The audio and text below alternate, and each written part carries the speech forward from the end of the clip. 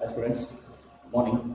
So in the last session, we have discussed about the physical properties of D block elements and also the variation of atomic radii and ionic radii across the period along with 3D physics, 3D series elements. And also we have discussed the other important property, the periodic property, that is ionization energy. So in that, so I have discussed about the ionization energy about chromium and also one of these copper. So chromium and copper, they have an exceptional electronic configuration. So then in the case of chromium, so we know that the configuration is argon 3d5 4s2. But in the case of the copper, so 4s1. So in the case of copper, the configuration is argon, that is 18, 3d10 and 4s1 configuration. The atomic number of chromium is 24 and atomic number of the copper is 29. So here we compare the first ionization energy. So first ionization energy of these two elements, that is copper and chromium, is lesser because just by losing the one electron, it easily gets the stable configuration, that is 3d5 and another one is 3d10. d5 is exactly of filled configuration and the d10 is the completely filled configuration. So therefore, due to the extra stability of filled and completely filled configuration of d10, so the first ionization energy of copper and chromium is lesser. Copper and chromium is lesser. So similarly, we compare the second ionization energy of copper and chromium. Second ionization energy of copper and chromium. Chromium and copper, the second ionization energy compare ಮಾಡಿದಾಗ, so this value is high. So why? Because after removing of this electron, so we'll get the 4s0, 4s0. So this is a stable configuration. So it is very important. It is very difficult to remove the electron from the stable configuration, that is exactly off filled or completely filled configuration. So that it requires a large amount of energy, and the second ionization energy of copper and chromium is high. Similarly, so we have to discuss the ionization energy of the some elements. Comparison ಮಾಡ್ತಾ So the first another one is zinc, another one is cadmium, another one is mercury. The first ionization energy of these elements, these are belongs to group 12 actually. So group 12 elements, zinc, cadmium, mercury, of course they are also called as non-transition elements because they are containing a completely filled d orbitals in its elemental state or also in exactly in the oxidation state. So it is zinc, cadmium, mercury in the case of the zinc, what is the configuration? That is 3d10 4s2. That is argon 3d10 4s2. Next to cadmium bandaga, so you will get the configuration 4d10 5s2 ಅಂತ ತಗೊಂತೀವಿ. In the case of mercury, so you get 5d10 6s2 ಅಂತ ತಗೊಂತೀವಿ. So now observe the configuration of these elements, group 12 elements. So that is completely filled configuration. 6s2, s orbital maximum 2 electrons fill up ಆಗಿದೆ. d10 completely filled, s completely filled, d10 completely filled, and here also there is a completely filled orbitals. So completely filled is nothing but that is a stable configuration. That's why it is very difficult to remove the electron from the zinc, cadmium, mercury. So the first ionization energy of zinc, cadmium, mercury is high because they contain completely filled orbitals, that is 6s2, 5s2 and 4s2 orbitals. So after removing the one electron, first ionization argument. So when you come to know the second ionization energy, ನೋಡಿದಾಗ so ಅಲ್ಲಿ ಏನಾಗುತ್ತೆ, ಒಂದೊಂದು electron remove ಆಗುತ್ತೆ. First outermost electron remove ಆದಾಗ ಉಳ್ಕೊಂತಕ್ಕಂಥ configuration 4s1 ಉಳ್ಕೊಳ್ಳುತ್ತೆ, 5s1 ಉಳ್ಕೊಳ್ಳುತ್ತೆ and 6s1 ಉಳ್ಕೊಳ್ಳುತ್ತೆ respectively in zinc, cadmium and mercury. So now it is very easy to remove this electron. So reason is that so just by removing this electron they get the completely filled configuration, that is d10. Again d10 is completely filled and it is a stable configuration. So therefore just by removing the one electron, so they get the stable configuration, that is a d10. So e electron remove ಮಾಡೋದು ತುಂಬಾ easy ಇರುತ್ತೆ. Second ionization energy of zinc, cadmium, mercury is less because by losing electron they get the stable configuration. So that is a comparison in the case of zinc, cadmium and mercury. So one more we have to concentrate. So copper ಮತ್ತು zinc in the case of copper and zinc, second ionization energy is high. Second reason, one marker ಕೇಳಬಹುದು. So reason So what is the second ionization energy of the zinc and copper is high. Zinc and copper is comparative ಮಾಡೋಣ, second energy compare ಮಾಡಿ. So copper ಅಲ್ಲಿ second energy check ಮಾಡಿ. So copper ಅಲ್ಲಿ configuration 3d10 4s1 ಅಂತ ಇದೆ. So first energy of the copper is less ಅಂತ ಹೇಳಿದ್ವಿ. So copper ಆದ್ಮೇಲೆ ಜಿಂಕ್ ಅನ್ನ ತಗೊಂಡಾಗ first energy of the zinc is very high. So first energy is high. ನಾವು ಕಂಪೇರ್ ಮಾಡ್ತಾ ಇರೋದು second energy of copper and zinc. So the second energy ಅಂದ್ರೆ we have to remove the second outermost electron. So copper ಅಲ್ಲಿ second outermost electron ಎಲ್ಲಿಂದ remove ಆಗುತ್ತೆ ಅಂತಂದ್ರೆ so 3d10 ಇಂದ remove ಆಗಬೇಕು. ಯಾಕಂದ್ರೆ ಒಂದು ಆಲ್ರೆಡಿ ರಿಮೂವ್ ಆಗಿಬಿಟ್ಟಿರುತ್ತೆ, that is the first ionization energy. So ಒಂದು ಆಲ್ರೆಡಿ ರಿಮೂವ್ ಆಗಿದೆ ಅಂದ್ರೆ ಉಳ್ಕೊಂತಕ್ಕಿರ್ತಕ್ಕಂಥ 3d10 ಕಾನ್ಫಿಗರೇಷನ್ ಇರುತ್ತೆ. But in case of the zinc, so it is the configuration obtained after removal of the one outermost electron, that is 3d10, that is 4s1. So ಏನು ಉಳ್ಕೊಂಡಿದೆ 4s1 ಉಳ್ಕೊಂಡಿದೆ. ಯಾಕಂದ್ರೆ 4s2 ಇರುತ್ತೆ, ಒಂದು electron already remove ಆಗಿದೆ. ಇಲ್ಲಿ 4s1 ಇರುತ್ತೆ, ಒಂದು electron remove ಆಗಿದೆ, that is first ionization energy. Second energy compare ಮಾಡಿದಾಗ ಇಲ್ಲಿ ಅಬ್ಸರ್ವ್ ಮಾಡಿ, ಈ ಮತ್ತೆ ಇದು ಕಾನ್ಫಿಗರೇಷನ್ ಅಬ್ಸರ್ವ್ ಮಾಡಿ, this 3d10 is already completely stable. So stable configuration, that is a D10, completely filled configuration ಇದೆ. So therefore it is difficult to remove the electron from this configuration. Andadre second ionization energy of copper is greater compared to that of the zinc ಅಂತ ಹೇಳಿ. Sir ಇದರಲ್ಲಿ ಈಸಿಯಾಗಿ remove ಮಾಡಬಹುದಾ? Yes of course, just by removing of electron you get the stability. ಅದು stability ಕಡೆ ಹೋಗಿ ಇಷ್ಟಪಡ್ತಾ ಇದೆ ಅಂದಾಗ ಎಲೆಕ್ಟ್ರಾನ್ ಏನಾಗುತ್ತೆ ಈಸಿಯಾಗಿ ರಿಮೂವ್ ಆಗುತ್ತೆ. ಸೊ ಈಸಿಯಾಗಿ ರಿಮೂವ್ ಆಗುತ್ತೆ ಅಂದ್ರೆ it requires very less amount of energy. So therefore second ionization energy of the copper and zinc compare ಮಾಡಿದ್ರೆ second ionization energy of copper is higher compared to that of zinc. So similarly we have to concentrate on zinc ಮತ್ತೆ manganese ಅಲ್ಲಿ, zinc ಮತ್ತೆ manganese ಅಲ್ಲಿ third ionization energy compare ಮಾಡ್ತೀವಿ. Third ionization energy, the third ionization energy of the zinc and manganese is high. So large amount of energy required to remove the third outermost electron from the zinc and manganese. What is the reason for this? So in the case of the zinc, the configuration is 3d10 4s2, organ 3d10 4s2. In the case of manganese 3d5 4s2, that is organ 3d5 4s2. ಅಲ್ಲಿ ಎರಡು electron remove ಮಾಡಿದ್ದಾರೆ. While in the case of ionization, we have to remove the electron from the 4s. 4s ಇಂದ remove ಆದ್ಮೇಲೆ zinc ಅಲ್ಲಿ ಉಳ್ಕೊಂತಕ್ಕಂತ electrons ಅಂದ್ರೆ configuration ಏನಾಗುತ್ತೆ? In the case of zinc, we will get 3d10. 4s2 ಇರುತ್ತೆ, ಎರಡು electron already remove ಮಾಡಿದೀನಿ. Manganese ಅಲ್ಲಿ ಎರಡು ಎಲೆಕ್ಟ್ರಾನ್ ರಿಮೂವ್ ಮಾಡಿದ್ರೆ ಉಳ್ಕೊಂತಕ್ಕಂತ configuration 3d5. So remember, this is a curve exactly after the reconfiguration, and this is completely filled configuration. So since this is completely filled and exactly off it, then get the extra stability. So because of the stable configuration, it is very difficult to remove the third outermost electron from zinc and the campus and manganese. So that's why third ionization energy is high in the case of zinc and manganese because of the stable configuration, that is D5 in the case of manganese, and D10 configuration in the case of zinc. So that is one more thing. So and after that you have to compare the ionization energy of manganese and iron. So manganese ಮತ್ತೆ iron ಅನ್ನು ಯಾವ ರೀತಿ compare ಮಾಡೋಣ?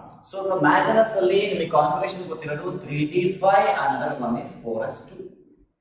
In the case of the iron, the configuration is 3d6 and 4s2. So ನನಗೆ ಬೇಕಾಗಿರೋದು second ionisation energy ಮತ್ತೆ third ionisation energy ಅನ್ನು compare. So second ionisation energy ಯಾವುದು ಜಾಸ್ತಿ ಇರುತ್ತೆ, ಯಾವುದು ಕಡಿಮೆ ಇರುತ್ತೆ, and third ionization energy ಯಾವ್ದಕ್ಕೆ ಜಾಸ್ತಿ ಇರುತ್ತೆ, ಯಾವ್ದಕ್ಕೆ ಕಡಿಮೆ ಇರುತ್ತೆ. That you have to concept, you have to know the concept. Manganese ಅಲ್ಲಿ ಈಗ ಏನು ಮಾಡೋಣ, ಫಸ್ಟ್ ಔಟರ್ಮೋಸ್ಟ್ ಎಲೆಕ್ಟ್ರಾನ್ ನ ರಿಮೂವ್ ಮಾಡಿ. ಫಸ್ಟ್ ಔಟರ್ಮೋಸ್ಟ್ ಎಲೆಕ್ಟ್ರಾನ್ ನ ರಿಮೂವ್ ಮಾಡಿದಾಗ what is the configuration will get 4s1, and after removing the outermost electron, first outermost electron in the iron, again we will get the configuration 4s1. So now ಈಗ second outermost electron ಇಂದ remove ಮಾಡಬೇಕು. So second outermost electron remove ಮಾಡಬೇಕಾದ್ರೆ just by removing the electron from the 4s, in the case of iron will not get any stable configuration. Remember, that is 3d6 iron. So here by removing the 4s electron from the manganese we will get the stable configuration D5. So ಅಂದರೆ ಯಾವುದು stability ಕಡೆ ಬೇಗ ಹೋಗಕ್ಕೆ chance ಇದೆ ಅಂದ್ರೆ that is manganese, because we will get the D5 configuration just by removing this electron. But here just by removing this electron, so we will not get any stable configuration. ಯಾವಾಗ stability ಕಡೆ ಹೋಗೋದಕ್ಕೆ ಬೇಗ ಹೋಗ್ತಾ ಇರುತ್ತೋ ಅಲ್ಲಿ ಅರ್ಥ less amount of energy required to remove the electron. So therefore manganese ಅಲ್ಲಿ electron ಬೇಗ ರಿಮೂವ್ ಆಗುತ್ತೆ, second outermost electron, but iron ಅಲ್ಲಿ it takes some amount of energy. So therefore ionization energy of the manganese is lesser. Second ionization energy of the manganese is less compared to that of iron. Reason ಏನಾದರೂ ಕೇಳಿದ್ರೆ, so by removing the second outermost electron in the case of iron, you will not get any stable configuration, that is D6. This is not a stable configuration, And manganese, so by removing the electron from the 4s, you will get the d5 configuration. So d5 configuration is a stable. Stability bega barta ide andamele it is very easy to remove the electron and requires the less amount of energy. So therefore, second ionization energy of the manganese is lesser compared to iron. At the same time, I want to discuss about another important thing, that is third ionization enthalpy in the case of manganese iron. So third ionization enthalpy andre adige second outmost electron remove agbeku. Second outmost electron remove agre will get a 4s0, 4s0. Now want to remove the electron from the 3d5 and this is the 3d6. So which is the stable configuration? Already I told that is d5 is the stable configuration. So the third outmost electron remove agbeku andre we have to remove the electron from d5. Here we are going to remove the electron from d6. So which is the stable configuration? So we know that d5 is the stable configuration and it is very difficult to remove the electron from the d5 configuration. So that third ionization energy of the manganese is greater compared to that of iron. So iron al kadame irutte ionization energy, third ionization energy. Yes, of course, again the 3d6 is there. It is not a stable configuration. Just easily loses the one electron. One electron loss aitundre we will get the d5 configuration that is stable. So stability kada barta ide andre electron easier loss agutte andre we require the less amount of energy. So that is the concept of second and third ionization energy in the case of manganese and iron. So remember, in 1 mark question, especially in D block elements, so 1 mark question ನಿಮಗೆ ಬರೋದಿಲ್ಲ, but ಅಲ್ಲಿ 3 mark ಅಲ್ಲಿ split ಮಾಡ್ತಾ ಹೋಗ್ತಾನೆ. ಅಲ್ಲಿ ನಿಮಗೆ 1 mark ಅಲ್ಲಿ complete general ಆಗಿ ಏನು ಕೇಳೋದಿಲ್ಲ. ಸೊ ಒಂದು ಆಸ್ ಯೂಶುವಲ್ ಏನು ಕೇಳ್ತಾನೆ, second ionization energy of copper is greater compared to zinc, give reason. Other second ionization of the manganese is lesser compared to iron, give reason. So there will be IL3, third ionization of manganese is greater compared to iron, give reason. So like that, they may ask the questions in your 1 mark question and 1 mark, 3 mark splitting questions ಅಲ್ಲಿ ಆ ತರ questions ಅನ್ನ ಕೇಳಿದ್ದಾರೆ. So ಅದೇ ರೀತಿ competitive exams ಅಲ್ಲೂ ಬೇಕಾದ್ರೆ ಕೇಳಬಹುದು. ಟೋಟಲಿ ಕಾನ್ಸೆಪ್ಟ್ ಏನಂದ್ರೆ ionization energy is mainly depends on actually size as well as effective nuclear charge and as well as the electron configuration. So ಅಲ್ಲಿ ನಾವೇನಪ್ಪ ಅಂದ್ರೆ ಇನ್ನ ಬೇರೆ ಎಲಿಮೆಂಟ್ಸ್ ಅಲ್ಲಿ ಎಕ್ಸ್ಪ್ಲೇನ್ ಮಾಡಬೇಕಾದ ionization energy ನ ಎಕ್ಸ್ಪ್ಲೇನ್ ಸೈಜ್ ತಗೊಂತೀವಿ, ಎಫೆಕ್ಟಿವ್ ನ್ಯೂಕ್ಲಿಯರ್ ಚಾರ್ಜ್ ತಗೊಂತೀವಿ, but especially in the case of D block elements we can explain the ionization energy based on the electronic configuration. So electronic configuration stable ಇದೆಯಾ ಅಥವಾ less stable ಇದೆಯಾ, so completely filled or completely off filled. So ಈ ತರ concept ಅನ್ನು ತಗೊಂಡು ನಿಮಗೆ ionization energy ನ compare ಮಾಡ್ತಾ ಹೋಗ್ತೀವಿ. So and also some of the important non transition elements, that is zinc, cadmium, mercury, first ionization energy ನಾವು ಕಂಪೇರ್ ಮಾಡ್ತೀವಿ, ಸೆಕೆಂಡ್ ionization energy ನ ಕಂಪೇರ್ ಮಾಡ್ತಾ ಇದೀವಿ. ಸೊ ಯಾವ ತರ ಆಗುತ್ತೆ ಅಂದ್ರೆ again it is based on the configuration. Totally. So ಇಲ್ಲಿ ನಿಮಗೆ ಜನರಲ್ ಆಗಿ ಯಾವುದೇ ಕ್ವೆಶ್ಚನ್ಸ್ ಕೊಡೋದಿಲ್ಲ. ಸೊ ಇಂಡಿವಿಜುವಲ್ ಆಗಿ ಎರಡು ಎಲಿಮೆಂಟ್ ionization energies ನ ಕಂಪೇರ್ ಮಾಡಬಹುದು. ಅದು E1 ಆಗಿರಬಹುದು, nothing but first ionization energy or second ionization energy or third ionization energy comparison ಕೊಟ್ಟು ಬೇಕಾದ್ರೆ ಕೇಳಬಹುದು. So that's about the concept of ionization energy in case of 3D block elements. So one more important concept in D block elements, that is variable oxidation states. Variable oxidation states.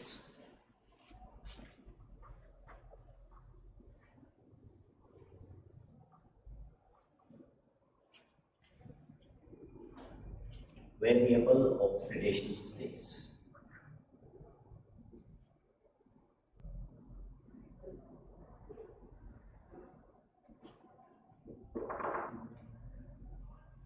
So when you came to know about the S block elements, so in general S block elements ತಗೊಂಡಾಗ, in the case of S block elements, group 1 elements are called as alkali metals. They are in the outermost configuration NS1. So they have the tendency to lose 1 electron, because after losing the 1 electron, definitely they get the stable configuration of noble gases. Hence the alkali metals having the oxidation state usually +1. That's a single oxidation state. And in the case of the alkaline earth metals, that is group 2 elements having the outermost configuration NS2. What is the capacity? That may have capacity to lose the 2 electrons, because after losing the 2 electrons, it will get the stable noble gas configuration. Therefore, the common oxidation state in the case of the alkaline earth metals, nothing but group 2 elements, is 2. So here, when you consider the P block elements, in case of P block elements also will get the variable oxidation state. Nothing but a single element can exhibit the 2 or more oxidation state. For example, say nitrogen.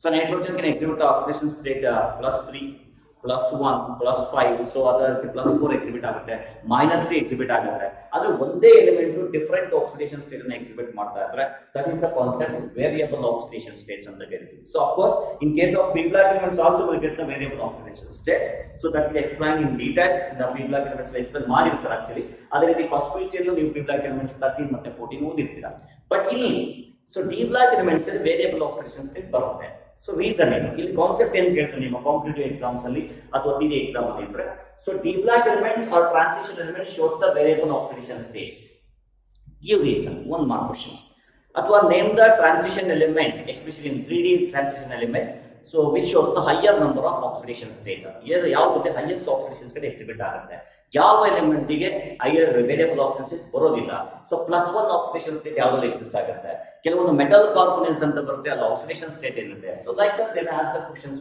1 mark so usually 1 mark ಅಲ್ಲಿ variable oxidation state ಯಾವ್ದು ಬರುತ್ತೆ so that is a very important usually all the transitions almost all the transition elements shows the variable oxidation state what is the reason for that so we know that in the case of the transition elements especially d black elements so we know the configuration that is noble gas core n-1 1 n-1 d1 to 10 and ns1 to 2 that is the configuration of general electronic quantity so here ನಾನು ಹೇಳಿದ್ರೆ ನಿಮಗೆ electron loss ಆಗಬೇಕಾದ್ರೆ electron loss from the valency so ನಾವು 3D black elements ತಗೊಂಡಾಗ so we'll get the 3D 1 to 10 4s ಅಂತ ಹೇಳ್ತೀವಿ ionization ಆಗಬೇಕಾದ್ರೆ 4s ಇಂದ first electron remove ಆಗಬೇಕು that is because that is the valency so ಈಗ electron loss ಆಗಬೇಕಾದ್ರೆ first loss ಆಗೋದು ns ಇಂದ ಆಮೇಲೆ loss ಆಗಬೇಕಾದ್ರೆ n-1d ಇಂದ so ಹಂಗಾದ್ರೆ ns ಇಂದ electron loss ಆದಾಗ ಎಷ್ಟು ಬರ್ಬೋದು sir oxidation state so by losing one electron you will get the +1 oxidation state of course ಎರಡು ಲಾಸ್ ಆಯ್ತು ಅಂದ್ರೆ one more oxidation state you will get that is +1 and +2 ಎರಡು oxidation state ಬರೋ chance ಇದೆ so ಹಂಗಾದ್ರೆ variable ಇನ್ನೂ ನಿಮಗೆ magnets ತಗೊಂಡಾಗ +7 ವರೆಗೂ ಬರುತ್ತೆ +6 ಬರುತ್ತೆ +5 ಬರುತ್ತೆ ಸೊ ಹಂಗಾದ್ರೆ ಇನ್ನೂ ನಿಮಗೆ ಎಲೆಕ್ಟ್ರಾನ್ ಲಾಸ್ ಆಗೋದಕ್ಕೆ ಚಾನ್ಸ್ ಇದೆಯಾ sir yes of course that's why you will get the variable oxidation state in the case of d black elements ಅಂದ್ರೆ ಇಲ್ಲಿ ಏನಾಗ್ತಾ ಇದೆ ಅಂದ್ರೆ electron present in ns orbital as well as n-1d orbital all the electrons involved in the bond formation ಯಾವುದೋ ಒಂದು compound ಅಲ್ಲಿ bond formation ಆಗ್ತಿದೆ for example manganese ತಗೊಂಡಾಗ ಮ್ಯಾಂಗನಸ್ ಏನ್ ಬರುತ್ತೆ ಕಾಂಪೌಂಡ್ ಬರುತ್ತೆ the compound is called as KMnO4 ಅಂತ ಹೇಳ್ತೀವಿ ಪೊಟ್ಯಾಷಿಯಂ ಪರಮಾಂಗನೇಟ್ ಅಂತ ತಗೊಳ್ಳಿ ಸೊ ಪೊಟ್ಯಾಷಿಯಂ ಪರಮಾಂಗನೇಟ್ ಅಲ್ಲಿ ಬರ್ತಕ್ಕಂತ ಕೋಲೆಂಟ್ ಬಾಂಡ್ಸ್ 7 ಬಾಂಡ್ಸ್ ಅನ್ನು ಫಾರ್ಮೇಷನ್ ಮಾಡತಕ್ಕಂತ ಕೆಪಾಸಿಟಿ ಇದೆ ಮ್ಯಾಂಗನಸ್ ಗೆ ಅಲ್ಲಿಗೆ 7 ಎಲೆಕ್ಟ್ರಾನ್ ನಿಮಗೆ 7 ಬಾಂಡ್ಸ್ ಬರಬೇಕು ಅಂದ್ರೆ that can share the 7 electrons that may exhibit the oxidation state +7 so ಅಂದ್ರೆ ಇಲ್ಲಿ ಲಾಸ್ ಆಗಬೇಕಾದ್ರೆ ns ಇಂದ ಎಲೆಕ್ಟ್ರಾನ್ ಲಾಸ್ ಆಗಬೇಕು at the same time n-1d ಇಂದ ಸಹ ಎಲೆಕ್ಟ್ರಾನ್ಸ್ ಏನಾಗಬೇಕು ಲಾಸ್ ಆಗಬೇಕು so when you get the variable oxidation state nothing but so there is a loss of electron from ns orbital as well as n-1d orbital so electron loss ಆಗೋದಕ್ಕೆ reason ಏನಾದ್ರು ಇದೆಯಾ ಇವೆರಡರಲ್ಲೂ electron loss ಆಗೋದಕ್ಕೆ the main reason is the energy difference between n-1d and ns orbital energy difference between n-1d and ns orbital is smaller so because of the small energy difference between these two orbitals nothing but comparable energy almost same energy ಇದೆ so ಯಾವಾಗ ನಿಮಗೆ energy difference ನಿಮಗೆ ಇವೆರಡರ ಮಧ್ಯೆ ಕಡಿಮೆ ಬರುತ್ತೋ the electron present in ns as well as n-1d orbitals involved in the bond formation ಬರೀ ns electron loss ಆದ್ರೆ ನಿಮಗೆ ವೇರಿಯಬಲ್ ಜಾಸ್ತಿ ಬರೋದಿಲ್ಲ ಸೊ ಆಫ್ ಕೋರ್ಸ್ ಕೆಲವೊಂದು ಮೆಟಲ್ ಅಲ್ಲಿ ಕೆಲವೊಂದು ಎಲಿಮೆಂಟ್ ಅಲ್ಲಿ +1 ಸ್ಟೇಬಲ್ ಇರಬಹುದು ಕೆಲವೊಂದರಲ್ಲಿ +2 ಸ್ಟೇಬಲ್ ಆಗಿರಬಹುದು ಕೆಲವೊಂದು +2 ಎಕ್ಸಿಸ್ಟ್ ಮಾಡಲೇ ಇರಬಹುದು ಆ ತರ ಪಾಸಿಬಿಲಿಟಿ ಇರೋದ್ರಿಂದ ವೇರಿಯಬಲ್ ಅಂದಾಗ ಇನ್ನು ಮುಂದೆ ಬರಬೇಕು +3 +4 +5 ಅಂದ್ರೆ ಇನ್ನೂ ಎಲೆಕ್ಟ್ರಾನ್ ಲಾಸ್ ಆಗಬೇಕು ಅಂತಂದ್ರೆ ಇದರಲ್ಲಿ ಇರ್ತಕ್ಕಂತ ಎಲೆಕ್ಟ್ರಾನ್ಸ್ ಲಾಸ್ ಆಗಬೇಕು so why you get the variable oxidation state is nothing but so energy difference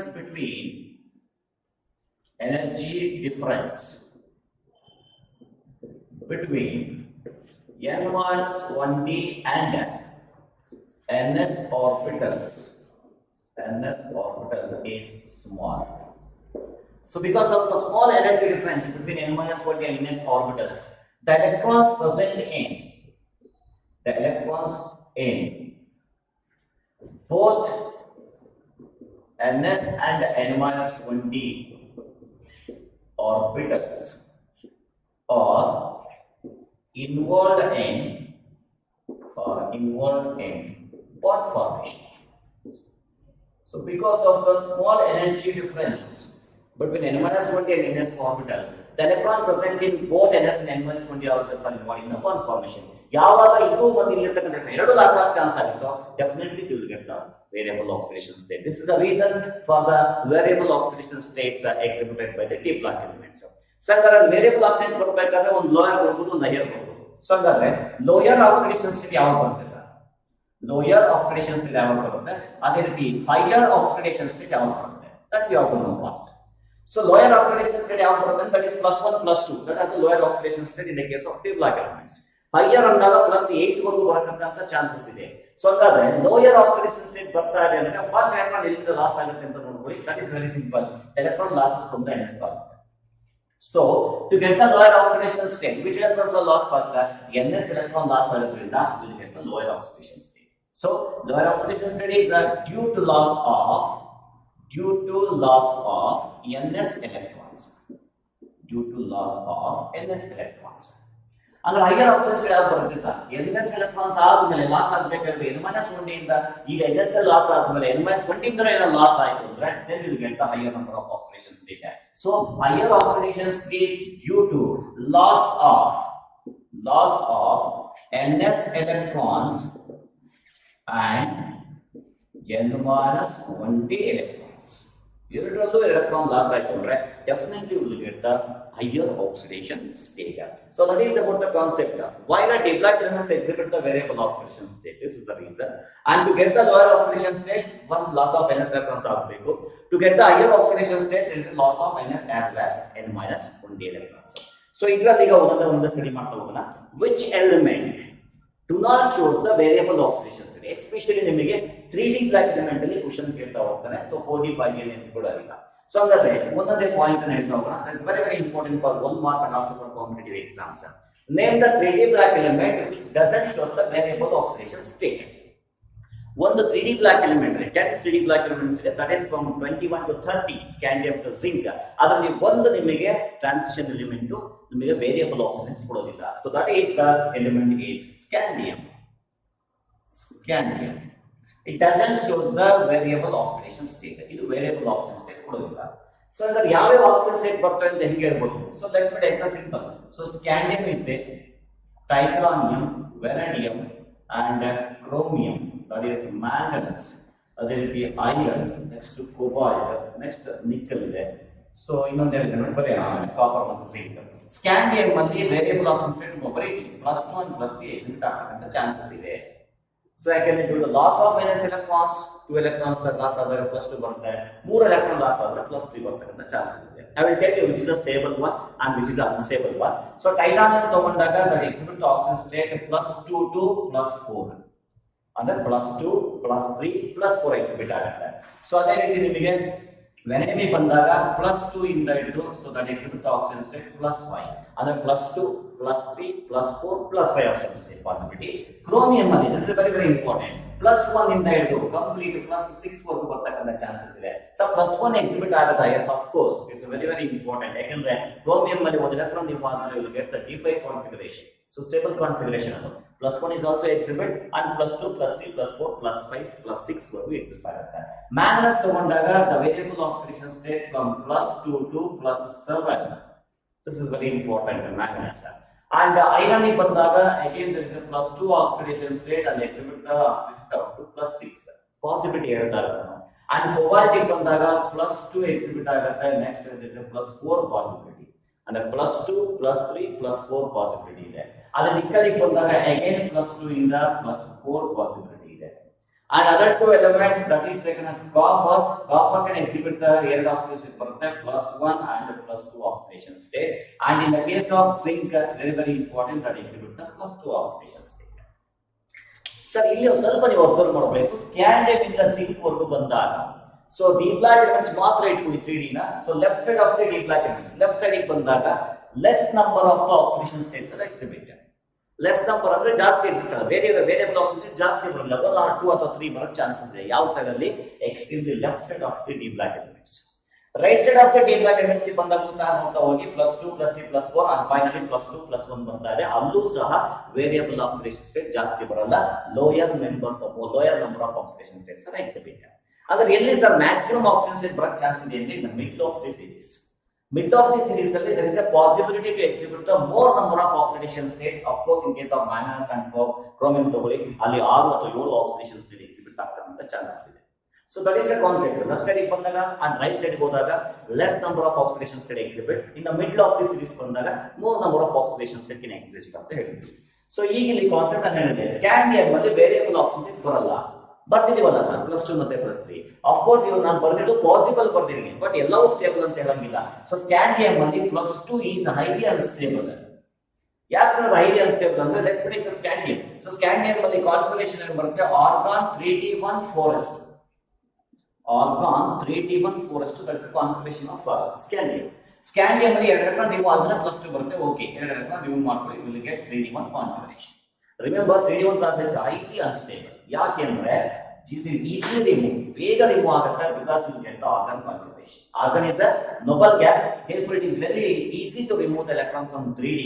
So therefore +2 oxidation state exist ಆಗಲ್ಲ, immediate ಆಗಿ ಏನಾಗುತ್ತೆ, ಇದು ಎಲೆಕ್ಟ್ರಾನ್ ಬೇಕಾದ್ರೆ ಲಾಸ್ ಆಗ್ತದೆ ಅನ್ನೋ ಕೆಪಾಸಿಟಿ ಇದೆ. ಸೊ ಲಾಸ್ ಆದ್ಮೇಲೆ ನಿಮಗೆ ಹೈಯೆಸ್ಟ್ ಏನು ಬರುತ್ತೆ, +3 ಮಾತ್ರ positive. This is the stable configuration. ಯಾಕೆ ಸರ್ ಸ್ಟೇಬಲ್ ಆಗುತ್ತೆ ಅಂದ್ರೆ ಆರ್ಗಾನ್ ಬಂದಿದೆ. ಈಗ ಸ್ಕ್ಯಾಂಡಿಯಂ +3 ಕಾನ್ಫಿಗರೇಷನ್ ಬರೋದ್ರಿಂದ ನಥಿಂಗ್ ಬಟ್ ಆರ್ಗಾನ್ ಅಷ್ಟೇ. ಅಲ್ಲಿ argon is a noble gas, it is very difficult to remove electron from further electron remove ಮಾಡೋಕ್ಕಾಗಲ್ಲ, because noble gas is stable. So ಹಾಗಾದ್ರೆ ಸ್ಟೇಬಲ್ ಆಕ್ಸಿಜನ್ ಸ್ಕ್ಯಾಂಡಿಯಂ +3 ಬಂದೋಯ್ತು ಅಂದ್ರೆ, so scandium +3 ಆದ್ಮೇಲೆ +4 +5 +6 ಬರಕ್ chance ಇಲ್ಲ, because by removing the 3 electrons we get the stable configuration of argon. So that's why scandium can exhibit the stable oxidation state +3, only one oxidation state, and doesn't show the variable oxidation state. Most repeated question for 1 mark, name the 3d black element which doesn't show the variable oxidation state. That is scandium. So next one is, name the 3d black element shows the higher number ಅಥವಾ highest oxidation state. ಯಾವ ಒಂದು D block element ಅಲ್ಲಿ, especially 3d black element ಅಲ್ಲಿ higher number and also highest oxidation state ಬರುತ್ತೆ. That is +7. It is a very important question. That is the answer is manganese. Manganese. That is the shows the highest oxidation state. That is +7. Name the transition element in 3d series shows the higher oxidation state. That is +7. So +7 ಅಷ್ಟೇ ಸಹ ಬರೋದು. 3d black elements ಅಲ್ಲಿ +7 ಅಷ್ಟೇ ಬರುತ್ತೆ. ನಾವು 4d 5d ಎಲ್ಲ D block elements ನ compare ಮಾಡ್ತಾ ಹೋದಾಗ, so will get the highest number of oxidation +8 ಬರ್ತಕ್ಕಂತ ಚಾನ್ಸಸ್ ಇದೆ. ಸೊ ಯಾವ ಸರ್ +8 ಬರ್ತಕ್ಕಂತ ಚಾನ್ಸ್ ಇರುತ್ತೆ? One is ruthenium, that is coming under the iron ಕೆಳಗಡೆ ಬರುತ್ತೆ.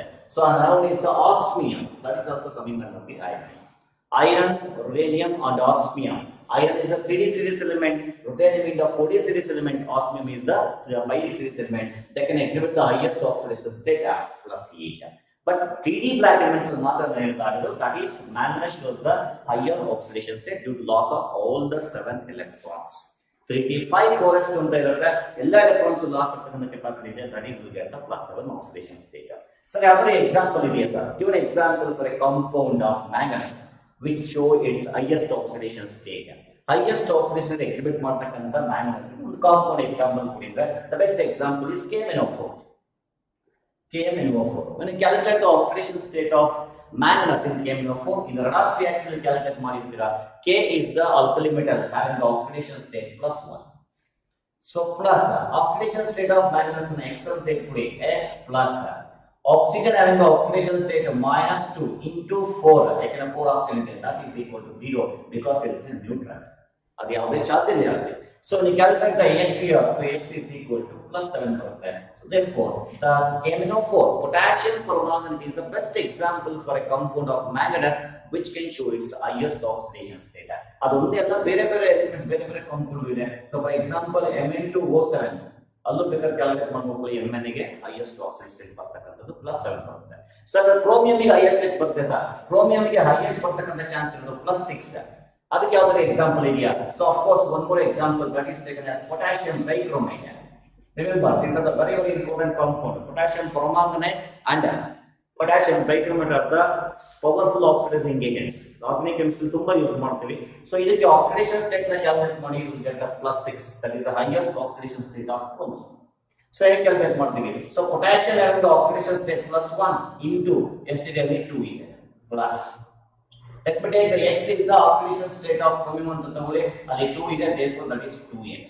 plus oxygen having the oxidation state minus 2 into 7, that is equal to 0. When you solve this problem, it is simplification x is equal to plus 6 that is the highest oxygen state.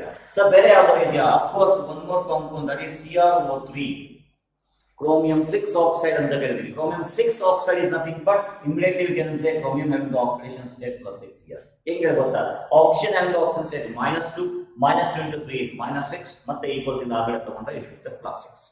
So that is the highest oxygen state. ಅದೇ ರೀತಿ ಬೇರೆ ಯಾವ್ದಾದ್ರು company ಇದೆ sir manganese ಗೆ ಬೇರೆ ಬೇರೆ oxidation state ಬರ್ತಕ್ಕಂಥದ್ದು MnO2, manganese dioxide. When you calculate the oxidation state of manganese here, definitely you will get a plus 4. ಹೇಗಾಗುತ್ತೆ? in the x rate ಕೊಡಿ oxygen ಗೆ minus 2 into 2 is minus 4 ಮತ್ತೆ ಆ ಕಡೆ ತಗೊಂಡಾಗ plus 4 ಆಗುತ್ತೆ. So one more important, lowest oxygen state ಬರ್ತಕ್ಕಂಥದ್ದು ಯಾವ್ದು ಕಂಪನಿ ಇದೆ sir? MnO, manganese oxide. When you compare the oxygen state of here, you will get a plus 2.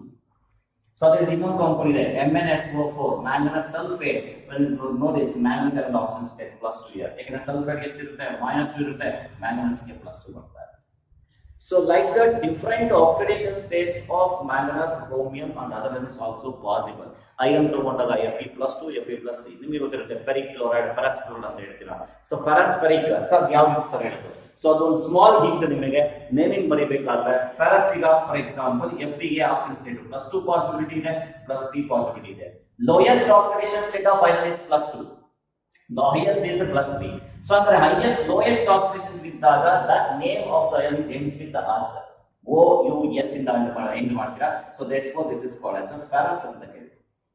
So highest oxidation state of the element is named as ends with the IC, that is called as ferric ಅಂತ ಹೇಳಿ. ಅದೇ ರೀತಿ copper ತಗೊಳ್ಳಿ. So copper ಇನ್ lowest oxidation state ನಿಮಗೆ +1 ಬರ್ತಕ್ಕಂಥ chance ಇದೆ. +1 ಇದ್ದಾಗ that is called as cuprous ಅಂತ ಕರೀತೀವಿ. ಅದೇ ಕಾಪರ್ ಗೆ ಹೈಯೆಸ್ಟ್ ಆಕ್ಸಿಡೇಷನ್ ಸ್ಟೇಟ್ +2 ಇದೆ, +2 ಸ್ಟೇಟ್ ಇದ್ದಾಗ that is named as cupric ಅಂತ ಹೇಳ್ತೀವಿ. ಸೊ ಒಂದೇ ಎಲಿಮೆಂಟ್ ಅಲ್ಲಿ ವೇರಿಯಬಲ್ ಆಕ್ಸಿಡೇಷನ್ ಸ್ಟೇಟ್ ಇದ್ದಾಗ lowest possible number variable oxidation state ಏನಿರುತ್ತೆ, ಲೋಯೆಸ್ಟ್ ಆಕ್ಸಿಡೇಷನ್ ಸ್ಟೇಟ್ ನ ನೇಮ್ ಮಾಡಬೇಕಾದ್ರೆ that name is ends with OUS. ಅದೇ highest oxidation state of same element, the name is ends with IC, that is ferrous, ferric. ಅದೇ ರೀತಿ ಏನಾಗುತ್ತೆ copper ಬಂದಾಗ cuprous and cupric, like that. So different names ಅನ್ನು ಬೇಕಾದ್ರೆ ಕೊಡ್ತಾ ಹೋಗ್ಬೋದು depending on the oxidation state. So that is manganese is one of the 3D black element, shows the higher number of oxidation state, not the highest oxidation state, that is +7. Some examples, ಅದೇ manganese different oxidation state ನ ಕೊಡ್ತಾ ಹೋಗ್ಬೋದು. So and one more thing is another important point there. So that is one of the transition element or 3D black element that frequently shows the +1 oxidation state. That frequently shows +1 oxidation state. It's a very important. Again, one mark ali. Name the 3D black element or transition element in 3D series that can frequently shows +1 oxidation state. Frequently shows +1 oxidation state. Frequently shows +1 oxidation state. That is very important. That is copper. So copper is the 3D black element that shows the +1 oxidation state more frequently, because just by losing the one electron in the case of copper we'll get the configuration 3D10. 3D10 is a stable configuration. ಅದರಿಂದ ನಿಮಗೆ ಏನಾಗುತ್ತೆ ಅಂದ್ರೆ +1 oxidation state more frequently exhibit in the case of the copper. So that is the other concept. And one more important point. So the transition elements also shows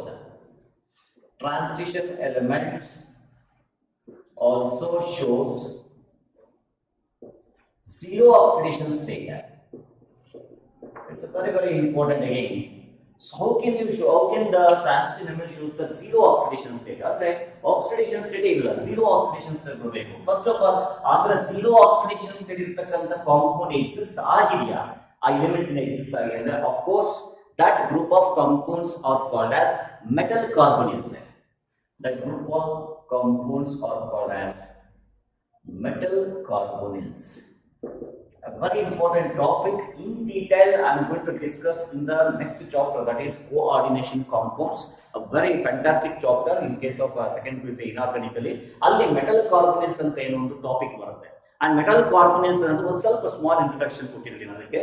So what is the meaning of metal carbonyl? Metal carbonyl are the type of organometallic compounds. These are the type of organometallic compounds. And what are the components present here? N constituents irutte. So here this consists of a metal, that is taken simply M ಅಂತ ಇಟ್ಕೊಳ್ಳಿ, and carbonyl. Carbon is nothing but carbon monoxide. ಅದನ್ನ ನಾವೇನಂತ ಕರಿತೀವಿ, ligand ಆಗಿ act ಮಾಡಿದಾಗ that is called as carbonyl ಅಂತ ಕರಿತೀವಿ. So ಅಲ್ಲಿ ಕಾರ್ಬೋನಿಲ್ ಮತ್ತೆ ಮೆಟಲ್ ಇದೆ. ಈ ಮೆಟಲ್ ಏನಾಗಿರ್ಬೇಕು ಅಂದ್ರೆ ಡೆಫಿನೆಟ್ಲಿ ಅದು ಟ್ರಾನ್ಸಿಷನ್ ಎಲಿಮೆಂಟ್ ಆಗಿರ್ಬೇಕು. ಸೊ ಅದಕ್ಕೋಸ್ಕರ ನಾವು ಹೇಳಿದ್ವಿ ಕೋಆರ್ಡಿನೇಷನ್ ಕಾಂಪೌಂಡ್ಸ್ ಯಾವ್ದನ್ನ ಫಾರ್ಮೇಷನ್ ಆಗುತ್ತೆ, definitely they are forms from the transition elements. D block elements ನೇ ಫಾರ್ಮೇಷನ್ ಆಗೋದು. Of course F block elements ಆಗುತ್ತೆ, but majority of the complexes coordination compounds are formed by the transition elements. The best example for this is hemoglobin. Hemoglobin ಅಲ್ಲಿ ಇರತಕ್ಕಂತ central metal atom iron. So iron oxidation state ಅಲ್ಲಿರುತ್ತೆ. Hemoglobin is the complex structure. ಅದು ಒಂದು coordination compound. ಅದೇ ರೀತಿ ಬೇರೆ ಬೇರೆ complex ತಗೊಂಡಾಗ ಸಿಸ್ ಪ್ಲಾಟಿನ್ ಅಂತ ಬರುತ್ತೆ, ಅಥವಾ ಕ್ಯುಪ್ರೋನಿಯಂ ಸಲ್ಫೇಟ್ ಅಂತ ಬರುತ್ತೆ. ಅಲ್ಲಿ ನಿಮಗೆ ಇನ್ ಡೀಟೇಲ್ ಸ್ಟಡಿ ಮಾಡ್ತಾ ಹೋಗ್ತೀವಿ. Just small introduction. Metal carbonate ಅಂದಾಗ ಒಂದು ಮೆಟಲ್ ಇರಬೇಕು, ಜೊತೆಗೆ ಕಾರ್ಬನ್ ಇರಬೇಕು. This carbon is acts as A ligand. So what is the meaning of ligand ಅಂತ ಗೊತ್ತಿಲ್ಲ ನಿಮಗೆ. Simply so let's take the ammonia ಅಂತ ಇಟ್ಕೊಳ್ಳಿ, ವಾಟರ್ ಅಂತ ಇಟ್ಕೊಳ್ಳಿ, ಅಥವಾ ಯಾವ್ದಾದ್ರು ಒಂದು X- ಅಂತ ಇಟ್ಕೊಳ್ಳಿ, ಹ್ಯಾಲೋಯಿಡ್ ಅಯಾನ್ ಅಂತ ಇಟ್ಕೊಳ್ಳಿ. So any species, it may be neutral or it may be ion. ಅದು ನ್ಯೂಟ್ರಲ್ ಸ್ಪೀಶೀಸ್ ಆಗಿರ್ಬೋದು ಅಥವಾ ಅಯಾನಿಕ್ ಸ್ಪೀಶೀಸ್ ಆಗಿರ್ಬೋದು. So any species has the capacity to donate at least a pair of electron. Electron pair donors, we can also call it as a Lewis space in the current way that you have studied in the first PUC ionic equilibrium chapter in the under the concept of acid base theory ಅಂತ ಓದಿರ್ತೀರಾ. ಅದರ Lewis concept ಅಲ್ಲಿ electron pair acceptor called as a Lewis acid, electron pair donors are called as a Lewis bases. ಯಾವ ಒಂದು species ಒಂದು pair of electron donate ಮಾಡತಕ್ಕಂತ capacity ಇರುತ್ತೋ ಆ species ಅನ್ನ we can call it as ligand ಅಂತ ಕರೀತೀವಿ. ಸೊ ಲಿಗ್ಯಾಂಡ್ ಅನ್ನ ಕಾನ್ಸೆಪ್ಟ್ ಅನ್ನು ನಾವು ಕೋಆರ್ಡಿನೇಷನ್ ಕಾಂಪೌಂಡ್ ಯೂಸ್ ಮಾಡ್ತೀವಿ. ಸೊ ಈಗ ಮೆಟಲ್ ಮತ್ತು ಲಿಗ್ಯಾಂಡ್ ಅಂದ್ರೆ ಕಾರ್ಬನಿಲ್ ಇಸ್ ಲಿಗ್ಯಾಂಡ್ ಅಂತ that has the capacity to donate at least a pair of electron. Pair of electron donate ಮಾಡತಕ್ಕಂತ ಕೆಪಾಸಿಟಿ ಇರಬೇಕು. ಸೊ ಹಾಗಾದ್ರೆ ಮೆಟಲ್ಗೂ ಮತ್ತೆ ಕಾರ್ಬನಿಲ್ಗೂ ಮೆಟಲ್ ಇರತಕ್ಕಂತ D orbital sometimes vacant D orbitals ಬರ್ಬೋದು. ಸೊ ಆ ವೇಕೆಂಟ್ ಡಿ ಆರ್ಬಿಟಲ್ಸ್ ಗೆ ಏನಾಗುತ್ತೆ, ಎಲೆಕ್ಟ್ರಾನ್ ಇಲ್ಲಿ ಡೊನೇಟ್ ಆಗುತ್ತೆ. So of course there is sharing of electron. Sharing of electron is also called as covalent bond. ಸೊ ಕೋವೆಲೆಂಟ್ ಬಾಂಡ್ ಅಲ್ಲಿ ಇನ್ನೊಂದು concept ಬರುತ್ತೆ, that is called as coordinate bond. What is the difference ಅಂದಾಗ pure covalent bond ಗೂ coordinate bond difference ಏನಂದ್ರೆ, ಈಗ A B ಮತ್ತೆ ಏನಾಗಿದೆ, ಎರಡು ಎಲೆಕ್ಟ್ರಾನ್ ಶೇರ್ ಆಗಿದೆ ಅನ್ಕೊಳ್ಳಿ. ಸೊ ಈಗ ಕಾಂಟ್ರಿಬ್ಯೂಷನ್ ಏನಾಗುತ್ತೆ, equal contribution. A can contribute the 1 electron and B can contribute the 1 electron. Therefore there is a sharing of 2 electrons to form a single covalent bond. So ನಂತರ coordinate bond ಅಂದ್ರೆ ಏನು sir? So A and B ಅಂತ ತಗೊಂತೀರಾ. So if assume ಮಾಡ್ಕೊಳ್ಳಿ P ನಲ್ಲಿ ಯಾವುದೇ electrons ಇಲ್ಲ ಅಂತ ಅನ್ಕೊಳ್ಳಿ. there is no any unpaired electrons to share the electrons with the A. ಹೌದಾ? in case A ನಲ್ಲಿ 2 ಎಲೆಕ್ಟ್ರಾನ್ ಇತ್ತು ಅಂದ್ರೆ ಆ 2 ಎಲೆಕ್ಟ್ರಾನ್ ನಿಮಗೆ ಏನಾಗುತ್ತೆ, ಇಲ್ಲಿ ಶೇರ್ ಆಗಿ ನಿಮಗೆ ಬಾಂಡ್ ಆಗುತ್ತೆ. ಸೊ ಇದು ಸಹ ನಿಮಗೆ ಶೇರಿಂಗ್ ಆಗೋದು, ಬಟ್ ಶೇರ್ ಆಗಬೇಕಾದ್ರೆ ಒಂದೇ ಕಡೆಯಿಂದ ಶೇರ್ ಆಗ್ತಾ ಇದೆ. So therefore this type of the bond is called as a coordination bond ಅಂತ ಕರೀತೀವಿ. So ಈಗ metal carbonyls ಅನ್ನು between metal and carbonyl there is a coordination bond between the metal and the carbonyl ligand. Carbonyl ಇಂದ pair of electron donate ಆಗಿ metal ಗೆ accept ಆಗುತ್ತೆ. That bonding is called as a coordinate bond. That's why metal carbonyls are also called as a coordination compounds. ಅವನು ಸಹ ನಾವೇನಂತ ಕರಿತೀವಿ, coordination compounds ಅಥವಾ simply complexes ಅಂತ ಕರಿತೀವಿ. And why they are called as organometallic compounds? Organometallic concept simple and basic ಏನಪ್ಪಾ ಅಂದ್ರೆ, ಯಾವ ಕಾಂಪೌಂಡ್ ಅಲ್ಲಿ ಕಾರ್ಬನ್ ಮತ್ತೆ ಮೆಟಲ್ ಬಾಂಡ್ ಇರುತ್ತೆ, ಕಾರ್ಬನ್ ಮತ್ತೆ ಮೆಟಲ್ ಬಾಂಡ್, ಮೆಟಲ್ ಮತ್ತೆ ಏನಾದ್ರು ಬಾಂಡ್ ಬಂತು ಅಂದ್ರೆ definitely that is called as organometallic compound. Meaning simple meaning ನೋಡಿ, organo nothing but organic. Organic ಅಂದ ತಕ್ಷಣ ನಮಗೆ ನೆನಪು ಬರೋದು ಕಾರ್ಬನ್. ಅಂಡ್ ಮೆಟಾಲಿಕ್ ಅಂದ್ರೆ simple metal. Carbon metal bond ಎಲ್ಲಿ ಬರುತ್ತೋ 100% that is taken as organometallic compounds. ಇಲ್ಲಿ ನೋಡಿ ಕಾರ್ಬನ್ಗೂ ಮೆಟಲ್ ಬಾಂಡ್ ಇದೆ.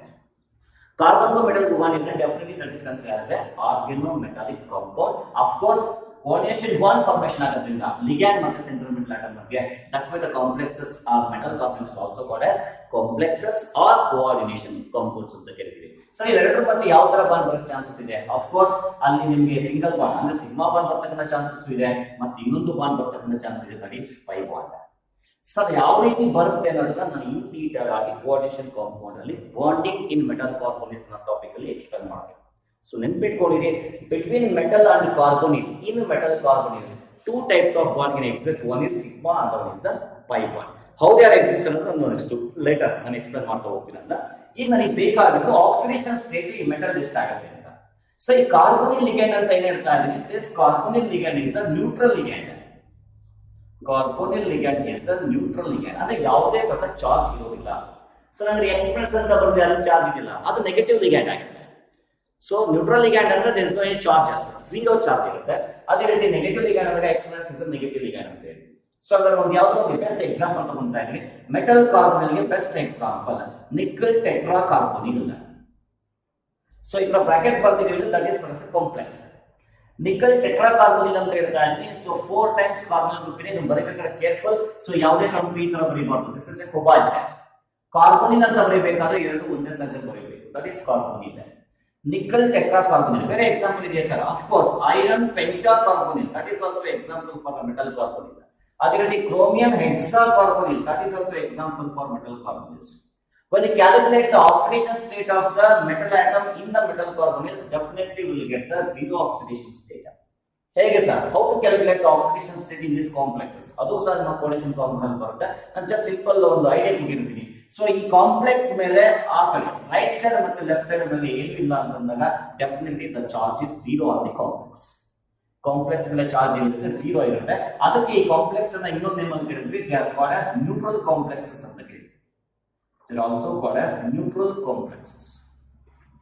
ಸೊ ಈಗ ನಾನು ಕ್ಯಾಲ್ಕುಲೇಟ್ ಮಾಡೋದು ಹೆಂಗೆ ಅಂತಂದ್ರೆ, ಸೇಮ್ ನಿಮ್ಮ ಏನು ಕೋಆರ್ಡಿನೇಷನ್ ರೆಡಾಕ್ಸ್ ಸ್ಟೇಷನ್ ಅಲ್ಲಿ ಏನು ಕ್ಯಾಲ್ಕುಲೇಟ್ ಮಾಡಿದ್ರು ಅದೇ ರೀತಿ ಕ್ಯಾಲ್ಕುಲೇಟ್ ಮಾಡಿ. I want to calculate the oxidation state of nickel here.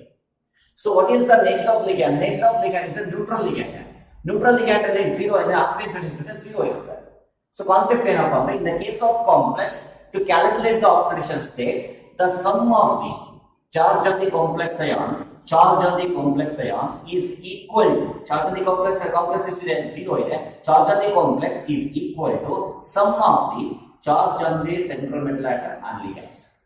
Charge on central metal atom and the oxidation ratio so x ide ಇಲ್ಲಿ 0 into 4 ಬರುತ್ತೆ, therefore x is equal to 0.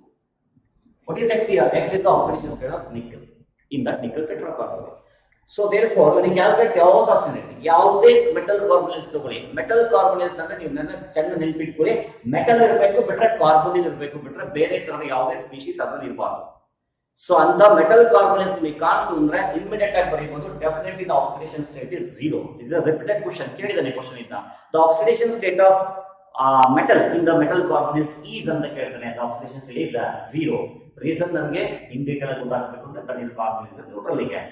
So metal carbonyls ಅಂದಾಗ sir ಬೇರೆ ಯಾವ್ದು complex ಅಲ್ಲಿ metal ಇರುತ್ತೆ, ಕಾರ್ಬೊನಿಲ್ ಇರುತ್ತೆ, ಅಥವಾ ಬೇರೆ ಯಾವ್ದು ಇನ್ನೊಂದು ಲಿಗ್ಯಾಂಡ್ ಇರುತ್ತೆ ಅಂದ್ರೆ ಆಗ ನೀವು ಆಕ್ಸಿಡೇಷನ್ ಝೀರೋ ಅಂತ ಹೇಳೋಕ್ಕಾಗಲ್ಲ.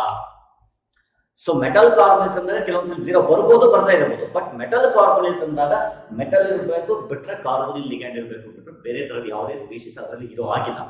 ಸೊ ಮೆಟಲ್ ಕಾರ್ಬೊನಿಲ್ಸ್ ಅಲ್ಲಿ ಆಕ್ಸಿಡೇಷನ್ ಸ್ಟೇಟ್ ಎಷ್ಟು ಬರಬಹುದು? ಝೀರೋ ಬರ್ತಕ್ಕಂಥ ಚಾನ್ಸ್ ಇರುತ್ತೆ. ಸೊ ಇದೇ ರೀಸನ್ ಮೇಲೆ ನಾನು ಹೇಳಿದ್ದು transition elements also shows the zero oxidation state.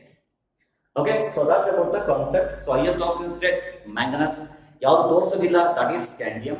+1 frequent ಆಗಿ ಬರೋದು, that is copper. So shows the zero oxidation state in the case of metal carbonyls. Okay, so that's about the concept of oxidation state in different compounds. And one more thing we have to discuss. So lower oxidation state to exhibit ಆಗ್ತಕ್ಕಂಥ chance ಇದೆ ಇನ್ವ್ಯಾಕ್ elements ಅಲ್ಲಿ. Higher oxidation state ಇರುತ್ತೆ, ಒಂದೇ element ಗೆ lowest and highest oxidation state ಬರೋ chance ಇರೋದ್ರಿಂದ higher oxidation ಇದ್ದಾಗ ಅದರ ನೇಚರ್ ಏನಿರುತ್ತೆ ಅಂದ್ರೆ ಅದು ಬೇಸಿಕ್ ಆಗಿರುತ್ತಾ, ಅಸಿಡಿಕ್ ಆಗಿರುತ್ತಾ, ಅಥವಾ ಗುಡ್ ರೆಡ್ಯೂಸಿಂಗ್ ಏಜೆಂಟಾ ಅಥವಾ ಆಕ್ಸಿಡೈಸಿಂಗ್ ಏಜೆಂಟಾ, that is also important for competitive exams. So ಈಗ ನಾನು ಹೇಳ್ತಾ ಇರೋದು ದ ಮೆಟಲ್ ಅಥವಾ transition element with lower oxidation state. ಒಂದು ಟ್ರಾನ್ಸಿಷನ್ ಎಲಿಮೆಂಟ್ ತಗೊಂತಾ ಇದೀನಿ, ಒಂದು ಕಾಂಪೌಂಡ್ ಇದೆ, ಅದರದ್ದು ಟ್ರಾನ್ಸಿಷನ್ ಎಲಿಮೆಂಟ್ ಯಾವುದೋ ಒಂದು ಕಾಂಪೌಂಡ್ ಇದೆ. ಆ ಕಾಂಪೌಂಡ್ ಅಲ್ಲಿ ಆ transition element lower oxidation state ಇದೆ. ಅದರ ಲೋಯರ್ ಆಕ್ಸಿಡೇಷನ್ ಇದ್ದಾಗ ಅದರ ನೇಚರ್ ಏನಾಗುತ್ತೆ? So any transition elements in their compounds, if it is exhibit the lower oxidation state, that is acts as a reducing agent. ಅಂದ್ರೆ ಅದಕ್ಕೆ reducing power ಜಾಸ್ತಿ ಇರುತ್ತೆ. ನಾನು ಹೇಳ್ತೀನಿ ಯಾವ ರೀತಿ ಬರುತ್ತೆ ಅಂತ. And also the transition element with the lower oxidation state usually forms ionic compounds. Usually they are going to form the ionic compounds. And of course another thing is transition element with the lower oxidation state usually forms the compounds which are basic in nature. That because in the case of the highest oxidation state, transition element in their compounds, if they shows with the higher oxidation state ಇತ್ತು ಅಂದ್ರೆ, so that behaves as a powerful oxidizing agent. They are behaves as powerful oxidizing agent, and usually they are going to form the covalent compounds. And the compounds are usually acidic in nature. This is not in our syllabus, but very important. Repeated ಆಗಿ question ಕೇಳ್ತಲೇ ಇದ್ದಾರೆ. ಅದು examples ಕೊಟ್ಟು ಕೇಳ್ತಾರೆ. ಅದರಲ್ಲೂ ನಿಮಗೆ oxides ಮತ್ತೆ ಆಕ್ಸೋಯಾನ್ಸ್ ಅಂತ ಬರುತ್ತೆ. ಇದೇ ಟಾಪಿಕ್ ಅಲ್ಲಿ, ಇದೇ ಡಿ ಬ್ಲಾಕ್ ಎಲಿಮೆಂಟ್ಸ್ ಅಲ್ಲಿ ಅಲ್ಲಿ ಬಂದಾಗ ಈ ಟಾಪಿಕ್ ತುಂಬಾ ಯೂಸ್ ಆಗುತ್ತೆ. ಸೊ ನೆನ್ಪಿಟ್ಕೊಳ್ಳಿ, lower oxidation state acts as a good reducing agent, higher oxidation ಇದ್ದಾಗ it is acts as a oxidizing agent. So in the example in idea, so let's take a simple example for MnO, and another one is the Mn2O7. So MnO ಮತ್ತು Mn2O7 ಅನ್ನು observe ಮಾಡಿದ್ರೆ manganese oxide, ಇದು ಸಹ oxide of the manganese. When you calculate the oxidation rate of manganese here, you will get a +2. When you calculate the oxidation rate here, so x will take as x ಅಂತ ಇಟ್ಕೊಳ್ಳಿ, that is 2x plus option ಗೆ -2 into 7, that is equal to 0. 2x is equal to ಎಷ್ಟಾಗುತ್ತೆ plus 14 ಆಗುತ್ತೆ. Sorry, so 7 2s 14, yes, plus 14, and x is equal to ಏನಾಗುತ್ತೆ plus 7. Each manganese having the oxidation state plus 7. Here the oxidation state of the manganese is +2 and option is -2. Lowest oxidation state of manganese is +2. Highest is +7. E component highest and E component and +2 ಬಂದಿದೆ. So now this is compound is basic. The compound is basic. Manganese oxide is basic in nature, and compound is ionic. Of course, MnO is ionic compound. Ionic character ಜಾಸ್ತಿ ಬರುತ್ತೆ. So reducing agent ಹೆಂಗಾಗುತ್ತೆ sir? So what is the meaning of reducing agent and oxidizing agent? That concept also we have studied in the first PUC in the redox reaction. So first I will give the introduction of the reduction and oxidation. So gaining of electron is called as reduction, and loss of electron is called as oxidation. That is a simple concept. ಅದು hydrogen base ಮೇಲೆ ಹೇಳ್ಬೋದು, oxygen base ಮೇಲೆ ಹೇಳ್ಬೋದು, but ನನಗೆ ಇಲ್ಲಿ electron cancel ಆಗಿರೋದ್ರಿಂದ ನಾನು electron concept ಮಾತ್ರ ತಗೊಂತಾ ಇದ್ದೀನಿ. Gaining of electron is called as reduction, and loss of electron is called as oxidation. Then what is the meaning of reducing agent and oxidizing agent? ಸುಮಾರು ಜನಕ್ಕೆ confusion ಇರುತ್ತೆ. Very simple, just I will take simple example. Let me take A reduces B ಅಂತ ಇಟ್ಕೊಳ್ಳಿ. A reduces B ಅಂದ್ರೆ A ಅನ್ನೋದು B ಅನ್ನ reduce ಮಾಡ್ತಿದೆ ಅಂತಂದ್ರೆ ಅರ್ಥ A ಅನ್ನೋದು B ಗೆ ಎಲೆಕ್ಟ್ರಾನ್ ಅನ್ನ ಆಡ್ ಮಾಡ್ತಿದೆ ಅಂತ ಅರ್ಥ. A ಅನ್ನೋದು B ಗೆ ಎಲೆಕ್ಟ್ರಾನ್ ಏನ್ ಮಾಡ್ತಾರೆ, ಆಡ್ ಮಾಡ್ತಾರೆ. ಆವಾಗ B ಏನಾಯ್ತು, ರಿಡಕ್ಷನ್ ಆಯ್ತು, ಅಂದ್ರೆ ರಿಡ್ಯೂಸ್ ಆಯ್ತು ಅಂತ ಅರ್ಥ. ರೆಡ್ಯೂಸ್ ಮಾಡಕ್ಕೆ ಯಾರು ಯೂಸ್ ಮಾಡಿದ್ಯಾ, A ಯೂಸ್ ಮಾಡಿದ್ಯಾ. Now this A is taken as a reducing agent. A is taken as a reducing agent. So ಇದು reducing agent ಹೆಂಗಾಯ್ತು, ಇದು A ಅನ್ನೋದು B ನ ಏನ್ ಮಾಡ್ತಾರೆ, ರೆಡ್ಯೂಸ್ ಮಾಡ್ತಾರೆ. ರೆಡ್ಯೂಸ್ ಮಾಡಬೇಕು ಅಂದ್ರೆ B ಗೆ ಎಲೆಕ್ಟ್ರಾನ್ ಅನ್ನ ಏನ್ ಮಾಡಬೇಕು, ಆಡ್ ಮಾಡಬೇಕು. ಆಡ್ ಮಾಡಬೇಕು ಅಂದ್ರೆ A ನಲ್ಲಿ ಎಲೆಕ್ಟ್ರಾನ್ ಏನಾಗಬೇಕು, ಲಾಸ್ ಆಗಬೇಕು. ಸೊ A ನಲ್ಲಿ ಎಲೆಕ್ಟ್ರಾನ್ ಲಾಸ್ ಆಗ್ತಿದೆ ಅಂದ್ರೆ A itself undergo oxidation. A ಅನ್ನೋದು ತನ್ನಷ್ಟಕ್ಕೆ ಏನಾಗ್ತಾ ಇದೆ, ಆಕ್ಸಿಡೇಷನ್ ಆಗ್ತಾ ಇದೆ. ಆಕ್ಸಿಡೇಷನ್ ಆಗಿ ಬಂದಂತ ಎಲೆಕ್ಟ್ರಾನ್ಸ್ ಇಲ್ಲಿಗೆ ಹೋಗ್ತಾರೆ, B ಗೆ ಹೋಗ್ತಾರೆ. ಅಲ್ಲಿಗೆ B ಏನಾಯ್ತು, ರೆಡ್ಯೂಸ್ ಆಯ್ತು. A ಅನ್ನೋದು ಏನಾಯ್ತು, itself undergo oxidation. So any reagent itself undergo oxidation itself. ತನ್ನಷ್ಟಕ್ಕೆ ತಾನೇ ಆಕ್ಸಿಡೇಷನ್ ಆಗಬೇಕು, ಬಟ್ ಬೇರೆದನ್ನ ಏನ್ ಮಾಡಬೇಕು, ರೆಡ್ಯೂಸ್ ಮಾಡಬೇಕು. That reagent is called as reducing agent. Then what is the meaning of oxidizing agent? So oxidizing agent ಅಂದಾಗ, so for example let me take A oxidizes B ಅಂತ ಇಟ್ಕೊಳ್ಳಿ. A oxidizes B. A ಅನ್ನೋದು B ನ ಏನ್ ಮಾಡ್ತಾರೆ, oxidise ಮಾಡ್ತಿದೆ. ಅರ್ಥ A ಅನ್ನೋ ಒಂದು ರಿಯೇಜೆಂಟ್ B ನಲ್ಲಿ ಇರ್ತಕ್ಕಂಥ ರಿಯೇಜೆಂಟ್ ಎಲೆಕ್ಟ್ರಾನ್ ನ ಏನ್ ಮಾಡ್ತಾರೆ, ರಿಮೂವ್ ಮಾಡ್ತಾರೆ. ಅಲ್ಲಿಗೆ B ಏನಾಯ್ತು, ಆಕ್ಸಿಡೇಷನ್ ಆಗೋಯ್ತು. ಯಾರು ಆಕ್ಸಿಡೈಸ್ ಮಾಡಿದ್ದು, A. ಸೊ ಅಂದ್ರೆ A ಏನಾಯ್ತು, ಆಕ್ಸಿಡೈಸ್ ಮಾಡೋದ್ರಿಂದ that reagent is called as oxidizing agent. So ಈಗ ರಿಮೂವ್ ಅಂತ ಎಲೆಕ್ಟ್ರಾನ್ ಎಲ್ಲಿಗೆ ಬರುತ್ತೆ ಸರ್, ದಟ್ ರಿಮೂವ್ ಅಂತ ಎಲೆಕ್ಟ್ರಾನ್ ಏನಾಗುತ್ತೆ, that is accepted by A. A ಅನ್ನೋದು B ಇಂದ ಎಲೆಕ್ಟ್ರಾನ್ ಏನ್ ಮಾಡಿದೆ, ರಿಮೂವ್ ಮಾಡಿದೆ. therefore B undergo oxidation. ಏನ್ ರಿಯಾಕ್ಷನ್ ಆಯ್ತು, ಆಕ್ಸಿಡೇಷನ್ ಆಯ್ತು. ಯಾರು ಕ್ಯಾರಿ ಔಟ್ ಮಾಡಿದ್ದು, A ಅನ್ನೋ ಒಂದು reagent. That's why it is called as oxidizing agent. Oxidizing agent ಅಂದ್ರೆ itself it undergo reduction. ತನ್ನಷ್ಟು ತಾನೇ ಏನಾಗಬೇಕು, ರಿಡಕ್ಷನ್ ಆಗಬೇಕು. ರಿಡಕ್ಷನ್ ಆಗ್ಬೇಕಂದ್ರೆ ಅರ್ಥ ಏನು, ಇದಕ್ಕೆ ಎಲೆಕ್ಟ್ರಾನ್ ಆಡ್ ಆಗಬೇಕು.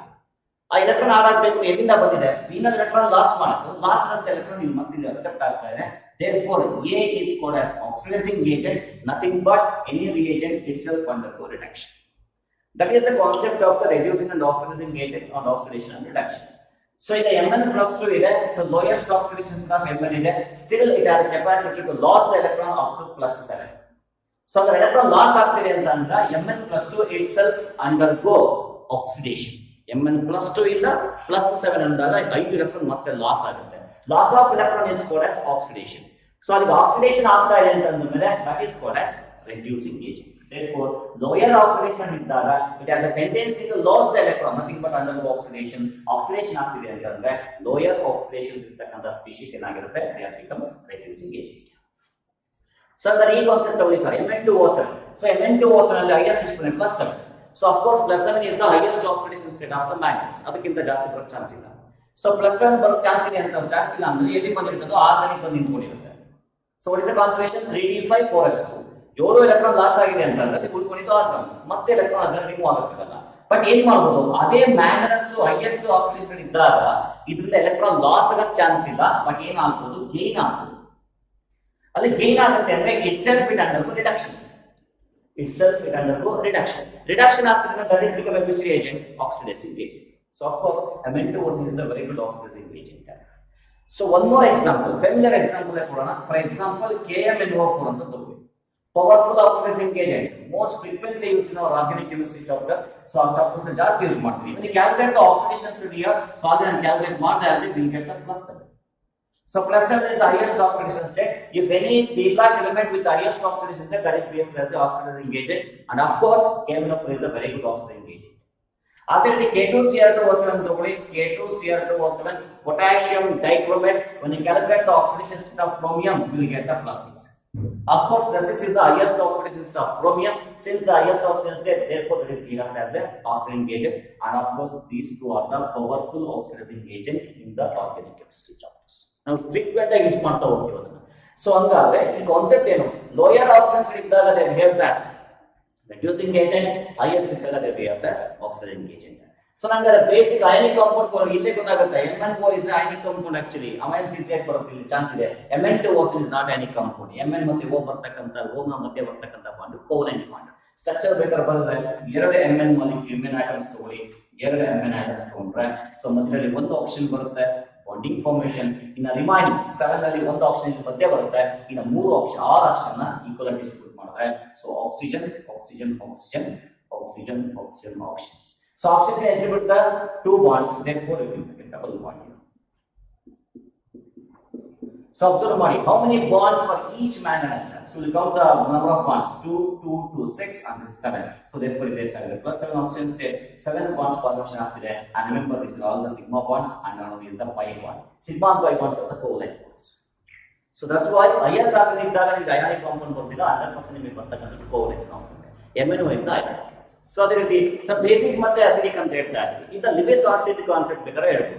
ಸೊ ಹೆಂಗೆ ಅಂದ್ರೆ ಈಗ Mn plus 2 ಇದೆ. Plus 2 is the lowest oxidation state. It has the capacity to lose some more electrons. ಅಲ್ಲಿಗೆ ಇದಕ್ಕೆ ಎಲೆಕ್ಟ್ರಾನ್ ನ ಕೊಡ್ತಕ್ಕಂಥ ಕೆಪಾಸಿಟಿ ಇದೆ ಅಂದಾಗ ಎಲೆಕ್ಟ್ರಾನ್ ಕೊಡ್ತಾರೆ ಅಂದ್ರೆ that is electron pair donor. Electron ಕೊಡ್ತಾರೆ ಅಂದ್ರೆ ಡೋನರ್ ಆಗ್ತಾರೆ. Electron pair donor is called as Lewis base. So ಇದರ ಅರ್ಥ ಏನು, ಲೋಯೆಸ್ಟ್ ಆಕ್ಸಿಡೇಷನ್ ಇದ್ದಾಗ still it has the capacity to give the electron, donate the electron. So therefore lower oxidation state ಇದ್ದಾಗ that is behaves as a basic. ಅದಕ್ಕೋಸ್ಕರ manganese is basic in nature ಅಂತ ಹೇಳೋದು. So highest ಇದ್ದಾಗ ಈ oxygen ಉಲ್ಟಾ, so +7 ಅಂತ ಇರುತ್ತೆ. ಇದರಲ್ಲಿ ಎಲೆಕ್ಟ್ರಾನ್ ಲಾಸ್ ಆಗಕ್ಕೆ ಚಾನ್ಸ್ ಇಲ್ಲ, ಬಟ್ ಏನ್ ಮಾಡಬಹುದು, ಅಕ್ಸೆಪ್ಟ್ ಮಾಡ್ಕೋಬಹುದು. ಎಲೆಕ್ಟ್ರಾನ್ ಪೇರ್ ಅಕ್ಸೆಪ್ಟರ್ ಅಥವಾ ಎಲೆಕ್ಟ್ರಾನ್ ಅಕ್ಸೆಪ್ಟರ್ ಅಂತ that is called as Lewis acid. So therefore the transition element with the highest oxidation state they are acidic in nature. And these are the very very important concept, and these concepts are highly applicable for the oxides. Oxides ಇದೇ chapter ನಿಮಗೆ next concept ಅಲ್ಲಿ ಬರುತ್ತೆ, next previous litre sessions ಅಲ್ಲಿ. So ಅಲ್ಲೇನಾಗುತ್ತೆ ಅಂದ್ರೆ ನಿಮಗೆ ಒಂದು oxides ನ ತಗೊಂಡು ಅದರಲ್ಲಿ ಅಸಿಡಿಕ್ ಆಕ್ಸೈಡ್ ಯಾವುದು, ಬೇಸಿಕ್ ಆಕ್ಸೈಡ್ ಯಾವುದು, ಆಂಫೋಟರಿಕ್ ಆಕ್ಸೈಡ್ ಯಾವುದು ಅಂತ ಹೇಳಬೇಕಾದ್ರೆ oxidation States play very very important role. Lower oxidation state basic, higher oxidation state acidic. In case intermediate oxidation state ಬರ್ತಾ ಇದೆ, ಈಗ for example manganese lowest +2 basic ಆಗುತ್ತೆ, +7 highest acidic ಆಗುತ್ತೆ. ಸರಿ, ಇಂಟರ್ಮೀಡಿಯೇಟ್ ಅಲ್ಲಿ +4 ಯಾವುದು ಬಂತು ಸರ್, +4 ಅಥವಾ +5. For example MnO2 +7 oxidation state, ಅವಾಗ ಇದೇನಾಗುತ್ತೆ sir, this is may become an amphoteric oxide. So ಅದಕ್ಕೆ based on the oxidation state of the single metal atom, because it is to exhibit the variable oxidation state, so we can predict the basic acidic and alcoholic nature of the given compounds. So it is very important that oxidation state play a very important role to predict the acidic and basic and alcoholic nature of the some compounds. So ಅದು ಸಹ ನಿಮ್ಮ objects ಬರುತ್ತೆ, ಮುಂದೆ ಅದನ್ನ explain ಮಾಡ್ತಾ ಹೋಗ್ತೀವಿ. So that is the concept. So ಇನ್ನು competitive exams ತುಂಬಾ ಅನುಕೂಲ ಆಗುತ್ತೆ. ಜೊತೆಗೆ ಒಂದ್ಸಲಿ ನಿಮ್ಮ ಇದರಲ್ಲಿ 1 ಮಾರ್ಕ್ ಕ್ವಶನ್ಸ್ ಅಲ್ಲಿ ಅಂದ್ರೆ ನಿಮ್ಮ ಥಿಯರಿ ಎಕ್ಸಾಮ್ಸ್ ಬೇಕಾದ್ರೆ ಕೇಳ್ತಾ ಹೋಗ್ಬೋದು. So one more now important exceptional case. So what is the oxidation state of chromium and molybdenum and wolframate? So chromium, molybdenum and wolframate, they belongs to same group. One day group ಗೆ ಬರುತ್ತೆ. So one is first 3D series ಗೆ chromium ಬರುತ್ತೆ, 4D series ಗೆ molybdenum ಬರುತ್ತೆ, ಇನ್ನೊಂದರಲ್ಲಿ wolframate ಬರುತ್ತೆ. This is the 3D series element, this is the 4D series, and this is the 5D series element. So what you have to discuss here is chromium, molybdenum, wolframate. Of course, chromium having the highest oxidation state +6 ಅಂತ ಹೇಳಿ. 3D5 4s1 6 electrons maximum loss ಆಗಬಹುದು ಅಷ್ಟೇ. So ಅಂದ್ರೆ ಅದು ಕೆಳಗಡೆ ಇರ್ತಕ್ಕಂಥ property same ಬರಬೇಕು. So ಅದಕ್ಕೆ ನಾವೇನು ಹೇಳ್ತೀವಿ, the elements have the same properties are placed the same group ಅಂತ ಹೇಳ್ತೀವಿ. ಸೊ ಈಗ molybdenum ಏನು ಬರಬೇಕು, +6 oxidation state, wolframate +6 oxidation state ಬರಬೇಕು. ಇಲ್ಲಿ ಕಾನ್ಸೆಪ್ಟ್ ಏನಂತಂದ್ರೆ, ಸೊ ಡೌನ್ ದಿ ಗ್ರೂಪ್ ಬಂದಾಗ, in the case of down the group ಬಂದಾಗ stability of higher oxidation state is increases. Stability of higher oxidation state increases. ಅಂದ್ರೆ molybdenum, wolframate, chromium ಅಲ್ಲಿ +6 ಇದೆ, down the group ಬಂದಂಗೆ +6 ಅನ್ನೋ oxidation state stable ಆಗಿ exist ಆಗುತ್ತೆ in the case of molybdenum and wolframate. Highest oxidation ಇದ್ದಾಗ they behaves as a strong oxidizing agent. ಹಾಗಾದ್ರೆ molybdenum ಅಲ್ಲಿ ಆಕ್ಸಿಡೇಷನ್ ಸ್ಟೇಟ್ +6 ಅಂದಾಗ ಒಂದು ಕಾಂಪೌಂಡ್ ತಗೊಳ್ಳಿ, molybdenum oxide MoO3. ಅದೇ ರೀತಿ wolframate ತಗೊಂಡಾಗ, so that is also highest oxidation state +6, ಅದಕ್ಕೊಂದು ಎಕ್ಸಾಂಪಲ್ WO3. ಅಂದ್ರೆ ಕ್ರೋಮಿಯಂ ಇದೆ ಸರ್, ಆಫ್ ಕೋರ್ಸ್ ಕ್ರೋಮಿಯಂ ಬರುತ್ತೆ, ಕ್ರೋಮಿಯಂ ಗೆ +6 ಬರತಕ್ಕಂತ ಒಂದು ಆಕ್ಸೈಡ್ ಅಂದ್ರೆ CrO3 ತಗೊಳ್ಳಿ. ಸೊ ಎಲ್ಲದಕ್ಕೂ +6 ಆಕ್ಸಿಡೆನ್ಸ್ ಇದೆ. ಹೈಯೆಸ್ಟ್ ಆಕ್ಸಿಡೆನ್ಸ್ ಇದ್ದಾಗ ನಾನು ಹೇಳಿರೋದು that is behaves as A very good oxidising agent ಅಂತ ಹೇಳಿ. ಆಕ್ಸಿಡೈಸಿಂಗ್ ಏಜೆಂಟ್ ಆಗಬೇಕು ಅಂದ್ರೆ ತನ್ನಷ್ಟಕ್ಕೆ ತಾನೇ ಏನಾಗಬೇಕು, ರಿಡಕ್ಷನ್ ಆಗಬೇಕು. ಸೊ ಇಲ್ಲಿ ನಾನು ಹೇಳಿರೋ ಕಾನ್ಸೆಪ್ಟ್ ಇಂದ stability of the higher oxidation state is increases down the group, especially in the D block elements. It is not applicable for P block. ಆ ಪಿ ಬ್ಲಾಕ್ ಅಲ್ಲಿ ಡೌನ್ ದಿ ಗ್ರೂಪ್ ಅನ್ನಂಗೆ stability of the highest oxidation state decrease ಆಗುತ್ತೆ because of the one of the important effect. That effect is called as inert pair effect. That effect is called as inert pair effect. So I think you studied in the first week SN P block chemistry 13 14 group ಅಲ್ಲಿ study ಮಾಡಿರ್ತೀರಾ ಅದನ್ನ, ಮತ್ತೆ 15 16 ಅಲ್ಲೂ ಅದನ್ನ study ಮಾಡಿರ್ತೀವಿ. inert pair effect ಅನ್ನೋದು ಇಲ್ಲಿ ಯಾವುದು applicable ಆಗುತ್ತೆ ಅಂದ್ರೆ that is applicable for P block elements.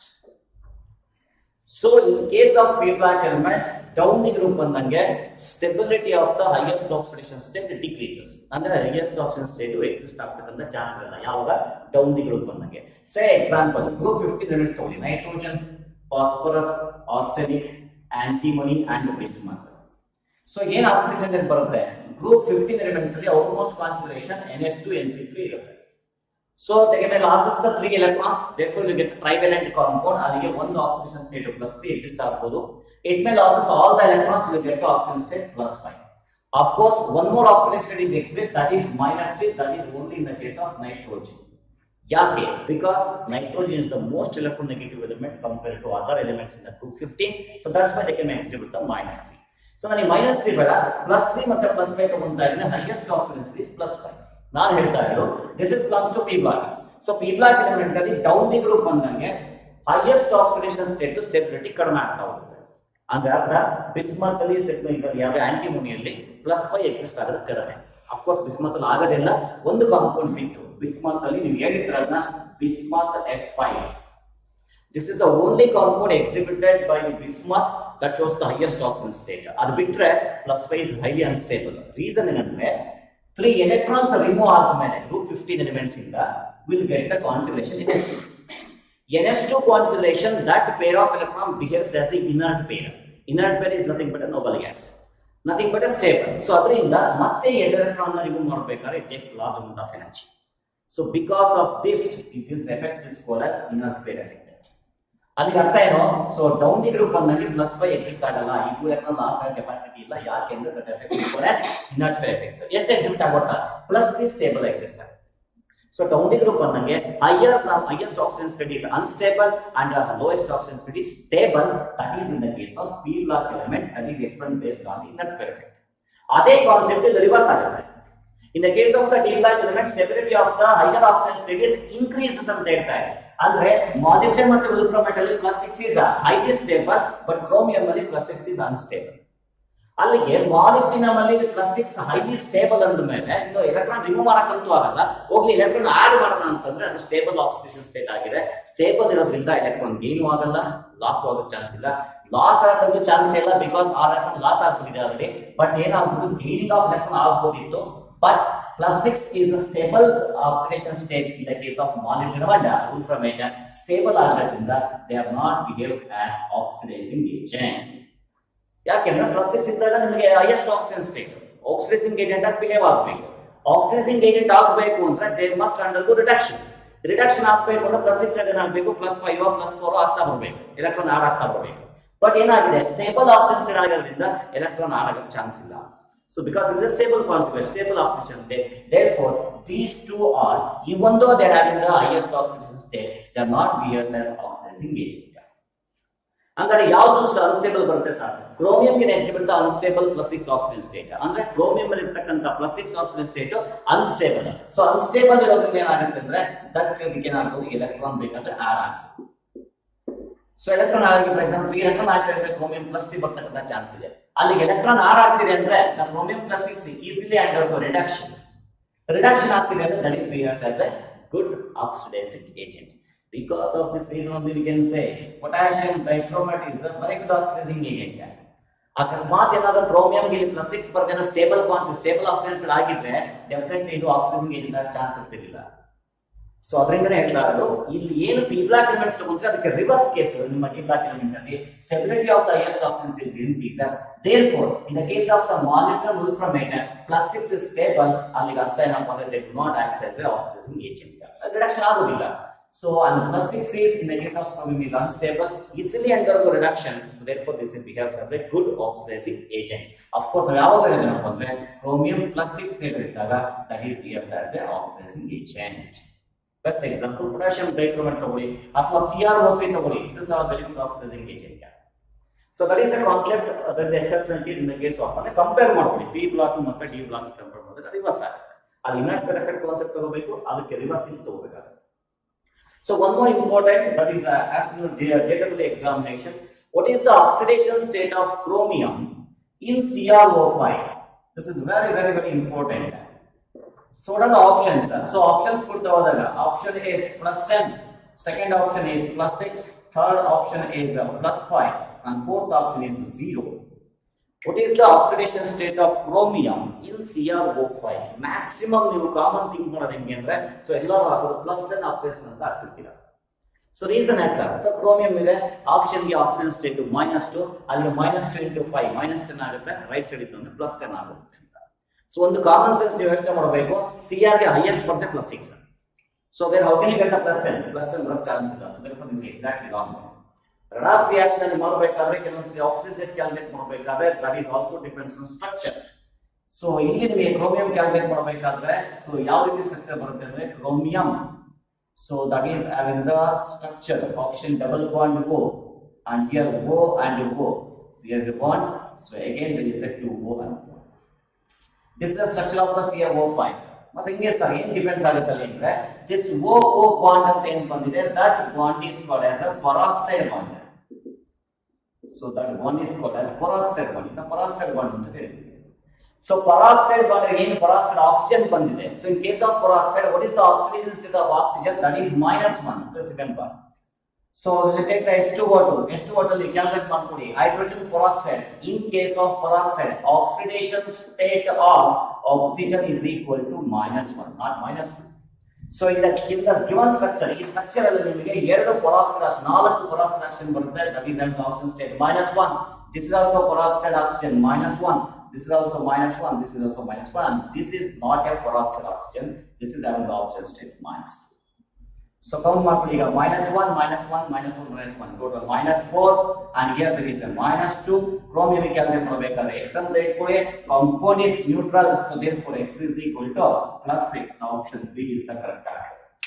So it's a very important CRO5 ಅಲ್ಲಿ ಇಮಿಡಿಯೇಟ್ ಕ್ಯಾಲ್ಕುಲೇಷನ್ ಮಾಡಕ್ಕೆ ಹೋಗ್ಬೇಡಿ ಯಾಕಂದ್ರೆ ಪ್ಲಸ್ ಅಂತ ಬರೀಬೇಡಿ ಸ್ವಲ್ಪ ಕಾಮನ್ ಸೆನ್ಸ್ ಯೂಸ್ ಮಾಡಿ ಹೈಯೆಸ್ಟ್ ಬರುತ್ತೆ +6 ಆಗಿರೋದ್ರಿಂದ ಪ್ಲಸ್ ಬರಕ್ಕೆ ಚಾನ್ಸ್ ಇಲ್ಲ so that is mainly depends on the structure it consists of 4 peroxide oxygen and 1 oxygen auxiliary so ಅದನ್ನ ನೋಡ್ಕೊಂಡು ಕ್ಯಾಲ್ಕುಲೇಟ್ ಮಾಡಿದ್ರೆ I will get the +6 what is oxygen state in CR oxygen state of chromium in CRO5 and that is +6 not +10 or +5 or 0. Okay, so that's about the concept of the oxidation state.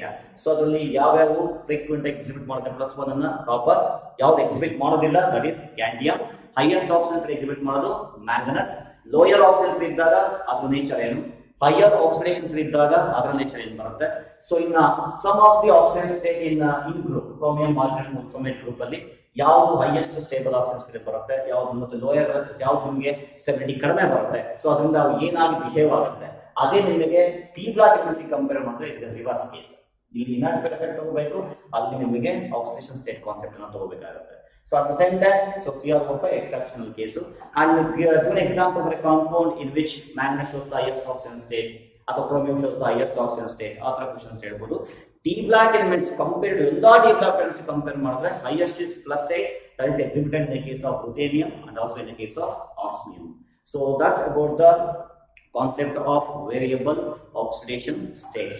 So in the next class there is a trends in the stability of oxidation states and the stability of oxidation state trend ಯಾವ್ದ್ರಲ್ಲಿ ಬರುತ್ತೆ halides ಅಲ್ಲಿ ಬರುತ್ತಾ oxides ಅಲ್ಲಿ ಬರುತ್ತಾ ಯಾವ compounds ಅಲ್ಲಿ stability ಜಾಸ್ತಿ ಬರುತ್ತೆ at the same time disproportionation of oxidation state what is the meaning of disproportionation ಅದಕ್ಕೆ examples ಏನು so that we have to discuss in the next class. Thank you.